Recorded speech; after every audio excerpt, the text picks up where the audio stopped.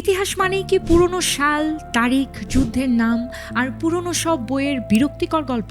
না, বাস্তবে ইতিহাস হলো মানুষের বারবার করা ভুল, কিছু অসাধারণ সঠিক সিদ্ধান্ত আর সময়ের পরীক্ষায় টিকে থাকা এমন কিছু শিক্ষা যেগুলো আজও আমাদের জীবনকে বদলে দিতে পারে। যুগ বদলেছে, প্রযুক্তি বদলেছে, সভ্যতার চেহারাও বদলেছে, কিন্তু মানুষের লোভ, ভয়, ক্ষমতার আকাঙ্ক্ষা, সাহস আর আত্মসম্মান এসব একটুও বদলায়নি এখনো। আর ঠিক এখানেই ইতিহাস আমাদের সবচেয়ে বড় শিক্ষক হয়ে ওঠে। আজকের এপিসোডে আমরা ইতিহাসের পাতায় লুকিয়ে থাকা 5টি টাইমলেস লেসন নিয়ে কথা বলবো, যেগুলো কোনো নির্দিষ্ট দেশ, ধর্ম বা সময়ের জন্য নয়।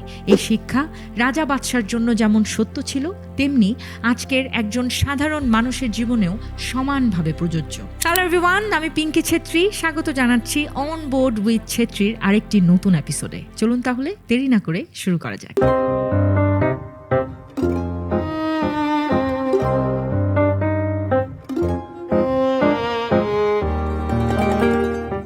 বন্ধুরা, ইতিহাসের সবচেয়ে নির্মম কিন্তু স্পষ্ট শিক্ষা হলো কোনো ক্ষমতাই চিরস্থায়ী নয়। যে ক্ষমতাকে মানুষ অটল মনে করেছে, যেই সাম্রাজ্যকে অপরাজেয় ভাবা হয়েছে, সময়ের এক পর্যায়ে সেগুলোই সবচেয়ে ভয়াবহভাবে ভেঙে পড়েছে। আর এই পতনের মূল কারণ প্রায় সবসময়ই এক, তা হলো অহংকার। রোমান সাম্রাজ্যের কথাই ধরুন না, একসময় এই সাম্রাজ্যের সীমানা ছড়িয়েছিল ইউরোপ, আফ্রিকা আর এশিয়ার বিস্তীর্ণ অংশ জুড়ে। তাদের সেনাবাহিনী ছিল অপ্রতিরোধ্য, প্রশাসন ছিল সুসংগঠিত, আইন ব্যবস্থা ছিল যুগান্তকারী। কিন্তু ক্ষমতার শীর্ষে পৌঁছে রোমান শাসকরা ভাবতে শুরু করলেন তাদের আর কেউ হারাতে পারবে না। ফলাফল দুর্নীতি, ভোগবিলাস, সাধারণ মানুষের কণ্ঠ উপেক্ষা করা আর নিজের দুর্বলতা স্বীকার না করার প্রবণতা।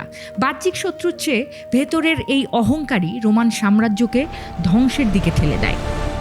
ঠিক একই চিত্র দেখা যায় চেঙ্গিস খানের পরবর্তী মঙ্গল সাম্রাজ্যে। চেঙ্গিস খান নিজেই ছিলেন বাস্তববাদী, শৃঙ্খলাপরায়ণ এবং পরামর্শ গ্রহণে বেশ আগ্রহী, কিন্তু তার উত্তরসূরিরা ক্ষমতাকে উত্তরাধিকার সূত্রেই ধরে নিল এই শক্তি তাদের জন্মগত অধিকার। অহংকার, বিভাজন আর আত্মকেন্দ্রিক সিদ্ধান্তের কারণে ইতিহাসের সবচেয়ে বড় স্থলভাগের সাম্রাজ্য অল্প সময়েই খণ্ড বিখণ্ড হয়ে যায়। এই শিক্ষা শুধু রাজা বাদশাদের জন্য নয়, ইতিহাস আমাদের শিখিয়েছে যে ব্যক্তি, প্রতিষ্ঠান বা রাষ্ট্র নিজেকে ভুলের ঊর্ধ্বে মনে করে, তার পতন কেবল সময়ের ব্যাপার। ব্রিটিশ সাম্রাজ্য একসময় সূর্যাস্তহীন সাম্রাজ্য নামে পরিচিত ছিল, কিন্তু উপনিবেশগুলোর কণ্ঠস্বর, অবহেলা করা, নিজেদের শ্রেষ্ঠত্ব নিয়ে অতিরিক্ত আত্মবিশ্বাস শেষ পর্যন্ত সেই সাম্রাজ্যকেই ইতিহাসের অংশে পরিণত করেছে। ইতিহাস আমাদের শেখায় ক্ষমতা তখনই বিপজ্জনক হয়ে ওঠে যখন সেটাকে প্রশ্ন করা বন্ধ হয়ে যায়। একজন শাসক হোক বা একজন সাধারণ মানুষ, যে নিজের সীমাবদ্ধতা বুঝতে পারে না, সে ধীরে ধীরে বাস্তবতা থেকে বিচ্ছিন্ন হয়ে পড়ে। আর বাস্তবতা থেকে বিচ্ছিন্ন হলেই পতন অনিবার্য। আজকের পৃথিবীতে আমরা হয়তো রাজা নই, সাম্রাজ্য শাসন করি না, কিন্তু আমাদের অবস্থান, পদ, সাফল্য বা জনপ্রিয়তা সবই এক ধরনের ক্ষমতা। ইতিহাস বলছে এই ক্ষমতা যদি নম্রতা দিয়ে নিয়ন্ত্রণ না হয়, তাহলে সেটাই একদিন সবচেয়ে বড় দুর্বলতা হয়ে দাঁড়াবে। বন্ধুরা, ইতিহাস বারবার প্রমাণ করেছে তাৎক্ষণিক সাফল্য নয়, ধৈর্য আর দীর্ঘমেয়াদী চিন্তাই টিকে থাকার আসল শক্তি। যারা দ্রুত ফল চেয়েছে, ঝুঁকি না বুঝে সিদ্ধান্ত নিয়েছে, তারা হয়তো অল্প সময়ের জন্য জিতেছে নিশ্চয়ই, কিন্তু যারা সময়কে মিত্র বানাতে পেরেছে, তারা ইতিহাসে স্থায়ী হয়েছে খুব ভালোভাবে। চীনের ইতিহাসে হান রাজবংশের উত্থান এর উৎকৃষ্ট উদাহরণ। কিন রাজবংশ অত্যন্ত কঠোর আইন, দ্রুত নির্মাণ আর চরম নিয়ন্ত্রণের মাধ্যমে অল্প সময়ের মধ্যে শক্তিশালী হয়ে উঠেছিল। কিন্তু এই তাড়াহুড়ো আর নির্মমতার ফলেই কিং রাজবংশ মাত্র 15 বছরের মধ্যেই ধসে পড়ে। বিপরীতে হান রাজবংশ ধীরে ধীরে প্রশাসন গড়ে তোলে, জনগণের ওপর থেকে চাপ কমায়, শিক্ষা ও সংস্কৃতিতে বিনিয়োগ করে। ফলাফলস্বরূপ দেখা যায় প্রায় 4 শতাব্দী ধরে টিকে থাকে এই শক্তিশালী সাম্রাজ্য। একই শিক্ষা পাওয়া যায় ভারতীয় উপমহাদেশের মৌর্য সাম্রাজ্য থেকে। চাণক্যের কৌশল ছিল স্পষ্ট, দ্রুত আঘাত নয়, বরং ধাপে ধাপে শক্তি সঞ্চয় করা। চন্দ্রগুপ্ত মৌর্য প্রথমে ছোট ছোট রাজ্য দখল করে প্রশাসনিক ভিত্তি মজবুত করেন, ঠিক তারপরেই বৃহৎ সাম্রাজ্য গঠনে এগিয়ে যায়। এই ধৈর্যই মৌর্য সাম্রাজ্যকে স্থায়িত্ব দেয়, যার চূড়ান্ত রূপ আমরা সম্রাট অশোকের শাসনে দেখি। ইউরোপের ইতিহাসেও ধৈর্যের শক্তি স্পষ্ট। প্রায় 100 ইয়ার্স ধরে ওয়ার চলাকালীন ইংল্যান্ড ও ফ্রান্স দুপক্ষেই দ্রুত বিজয়ের আশায় একাধিক ভুল সিদ্ধান্ত নেয়, কিন্তু শেষ পর্যন্ত ফ্রান্সের ধৈর্যশীল কৌশল, ধাপে ধাপে পুনর্গঠন আর দীর্ঘমেয়াদী পরিকল্পনায় যুদ্ধের ভাগ্য বদলে দেয়। সময় এখানে অস্ত্রের চেয়েও শক্তিশালী হয়ে ওঠে। ইতিহাস আমাদের শেখায় ধৈর্য মানে নিষ্ক্রিয় থাকা নয়, ধৈর্য মানে হলো সঠিক সময়ের জন্য প্রস্তুত থাকা বা প্রস্তুত হওয়া। আবেগের বদলে বাস্তবতা দিয়ে সিদ্ধান্ত নেয়া। যারা সময়ের চাপ সহ্য করতে পারে না, তারা নিজেদের ভবিষ্যৎ নিজেরাই দুর্বল করে ফেলে। আজকের দ্রুত গতির দুনিয়ায় এই লেসন সবচেয়ে কঠিন, আবার সবচেয়ে প্রয়োজনীয়। আমরা চাই সবকিছু এখনই হোক, সাফল্য, সম্মান, ফলাফল সব এখনই হোক, কিন্তু ইতিহাস নিঃসন্দেহে বলে যে সব অর্জন ধীরে ধীরে গড়ে ওঠে, সেগুলোই ঝড়ের মধ্যেও টিকে থাকে অটলভাবে। মানে হলো সফলতা যত ধীর গতিতে আসে, সেটার স্থায়িত্ব ততটাই মজবুত হয়। ইতিহাস প্রমাণ করেছে দ্রুত জয় পাওয়া যায় হয়তো, কিন্তু টিকে থাকতে হলে কেবল ধৈর্যশীল হতে হয়। ইতিহাসের সবচেয়ে কঠিন কিন্তু বাস্তব আরেকটি সত্য হলো, যে পরিবর্তনকে অস্বীকার করে ইতিহাস তাকে ক্ষমা করে না। সময় বদলায়, প্রযুক্তি বদলায়, মানুষের চাহিদাও বদলায়, কিন্তু যারা পুরনো গৌরব আঁকড়ে ধরে বসে থাকে, তারা ধীরে ধীরে ইতিহাসের মূল স্রোত থেকে ছিটকে পড়ে যায়। অটোমান সাম্রাজ্যের পতন এই সত্যের এক শক্তিশালী উদাহরণ। মধ্যযুগে অটোমানরা ছিল সামরিক ও প্রশাসনিক দিক থেকে অগ্রসর, কিন্তু ইউরোপ যখন শিল্প বিপ্লব, আধুনিক অস্ত্র আর বিজ্ঞান ভিত্তিক শিক্ষায় এগিয়ে যাচ্ছিল, তখন অটোমান শাসক গোষ্ঠী পুরনো কাঠামোতেই আটকে থাকে। সেনাবাহিনীর আধুনিকায়ন দেরিতে শুরু হয়, শিক্ষা ব্যবস্থার সংস্কারে অনীহা দেখা যায়। ফলাফলস্বরূপ দেখা যায় এক সময়ের পরাক্রমশালী সাম্রাজ্যকে ইউরোপের অসুস্থ মানুষ হিসেবে বলা শুরু হয়। চীনের চিং রাজবংশের ক্ষেত্রেও একই চিত্র ছিল। ইউরোপীয় শক্তিগুলো যখন আধুনিক নৌবাহিনী, শিল্প কারখানা ও কূটনীতিতে এগিয়ে যায়, তখন চিং শাসকরা নিজেদের ঐতিহ্যকেই যথেষ্ট বলে মনে করেন। আফিম যুদ্ধগুলোতে তাদের পরাজয় শুধু সামরিক দুর্বলতার কারণে হয়নি, হয়েছে পরিবর্তনকে অস্বীকার করার কারণে। এই অনমনীয়তাই চীনের শতাব্দী জুড়ে অপমান আর রাজনৈতিক অস্থিরতার পথ খুলে দেয়। বন্ধুরা, ইতিহাস শুধু সাম্রাজ্যের গল্প বলে না, সমাজের গল্পও বলে। জাপানের একটি ব্যতিক্রমী উদাহরণ দিয়ে আপনাদের বুঝিয়ে দেই। মেইজি পুনর্গঠনের সময় জাপান বুঝতে পেরেছিল পরিবর্তনকে শত্রু ভাবলে টিকে থাকা যাবে না। তারা পশ্চিমা প্রযুক্তি গ্রহণ করলো, কিন্তু নিজেদের সংস্কৃতি বিসর্জন না দিয়ে। এই অভিযোজন ক্ষমতাই জাপানকে অল্প সময়ের মধ্যে একটি আধুনিক রাষ্ট্রে পরিণত করে।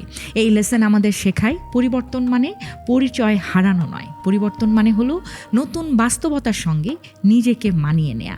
ইতিহাসে যারা এই সত্য বুঝেছে তারা টিকে গেছে, আর যারা বোঝেনি তারা আজ শুধু অধ্যায়ের নাম। আজকের দুনিয়ায় এই শিক্ষা সবচেয়ে প্রাসঙ্গিক। প্রযুক্তি, কাজের ধরন, সম্পর্ক, এই সবই বদলাচ্ছে। ইতিহাস বলছে এবং আমাদের বারবার শেখানোর চেষ্টা করেছে যে পরিবর্তনকে ভয় না পেয়ে তাকে বুঝে গ্রহণ করলেই টিকে থাকা সম্ভব। ইতিহাস একটাই নিয়ম মানে, পরিবর্তন মেনে নাও, নইলে নিজেই অতীত হয়ে যাও। ইতিহাসের পাতায় যত বড় বড় পরাজয়ের গল্প আছে, তার পেছনে প্রায়ই একটি সাধারণ কারণ লুকিয়ে থাকে। সেটা হলো ভেতরের বিভাজন। বাইরের শত্রু যত শক্তিশালী হোক না কেন, ইতিহাস প্রমাণ করেছে যে সমাজ বা রাষ্ট্র ভেতর থেকে ঐক্যবদ্ধ থাকে বা একসাথে থাকে, তাদের ভাঙা কঠিন।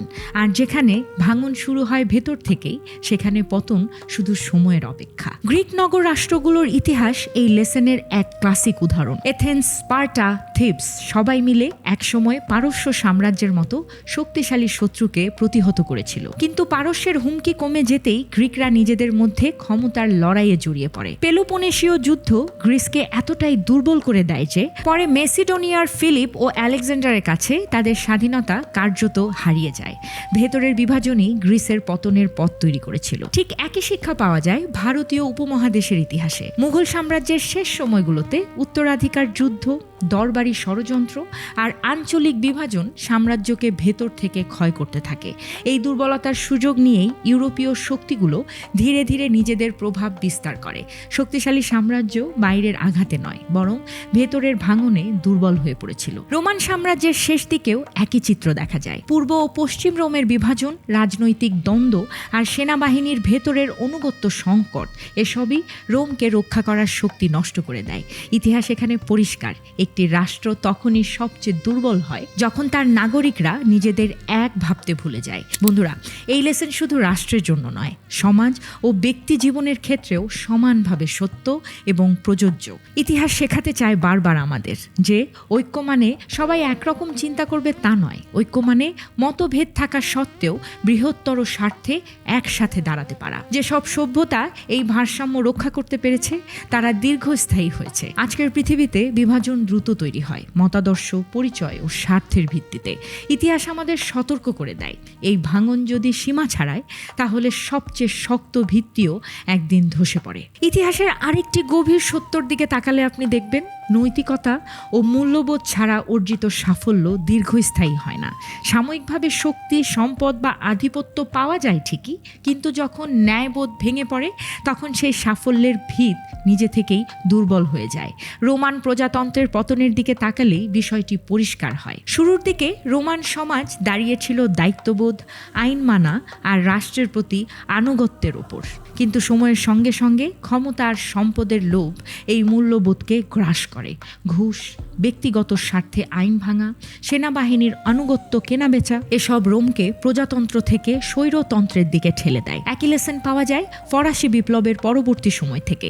বিপ্লব শুরু হয়েছিল স্বাধীনতা, সমতা ও ভ্রাতৃত্বের আদর্শ নিয়ে, কিন্তু ক্ষমতা হাতে আসার পর সেই আদর্শ ভুলে গিয়ে যখন প্রতিশোধ, সহিংসতা আর ব্যক্তিগত শত্রুতা রাজনীতির কেন্দ্রে চলে আসে, তখনই বিপ্লব নিজের সন্তানদেরই গ্রাস করতে শুরু করে। রেইন অফ টেরর প্রমাণ করে নৈতিক দিশা হারালে সবচেয়ে মহৎ আন্দোলনও ভয়ঙ্কর রূপ নিতে পারে। ভারতীয় উপমহাদেশের ইতিহাসেও এর উদাহরণ আছে।